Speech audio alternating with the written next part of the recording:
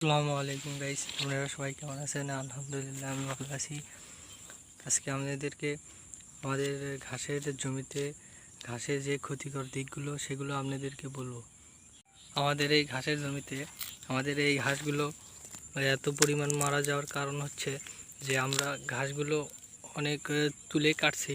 কাটার কারণে এই শিবাগুলো মাটিতে পৌঁছাতে পারেনি এবং এগুলো সেই কারণে মারা গেছে। মারা যাওয়ার কারণে এই ঘাসগুলো বেশি হয় না। এত বড় একটা থোপ থেকে ঘাস মাত্র হয় 4টা-5টা করে। এবং আপনারা দেখেন যে অতিরিক্ত ঘাস মারা যাওয়ার কারণে ঘাসের বেশি কুশিগুলো বাড়ায়নি এবং ঘাসের আগাছা বেশি বাড়ায়নি। আবার চলেন আরেক সাইডের ঘাসগুলো দেখায় আপনাদেরকে। এই সাইডের ঘাসগুলো দেখুন, একবারে মাটি গোড়া ঘিসে কাটা হয়েছে। মাটির গোড়া ঘিসে কাটার কারণে দেখেন প্রত্যেকটা ঘাসের থেকে 3টা, 4টা, 5টা করে ঘাসের আগাছা বাইর হয়েছে।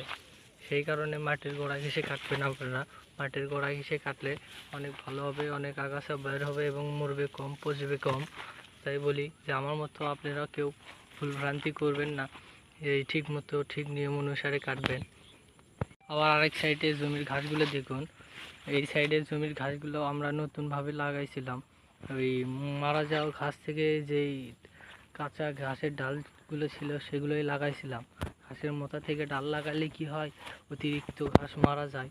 তাই আপনাদেরকে বলবো ঘাসের এইগুলো না লাগাইয়া, এই মোটাগুলো না লাগাইয়া ডাইরেক্ট এরকম ডাল ডাল ঘাস লাগাইবেন, তাহলে অনেক ভালো হবে। এই দেখেন একটি ঘাস থেকে কতগুলো করে কুশি বাইরে হয়েছে। আপনাদের বলবো তাই বলবো যে এগুলো ঘাস লাগাবেন না। সবাই ভালো থাকবেন, সুস্থ থাকবেন। সবার জন্য দোয়া করি, সবাই আমার জন্য দোয়া করবেন। আল্লাহ হাফিজ, খুদা হাফেজ, আসসালামু আলাইকুম।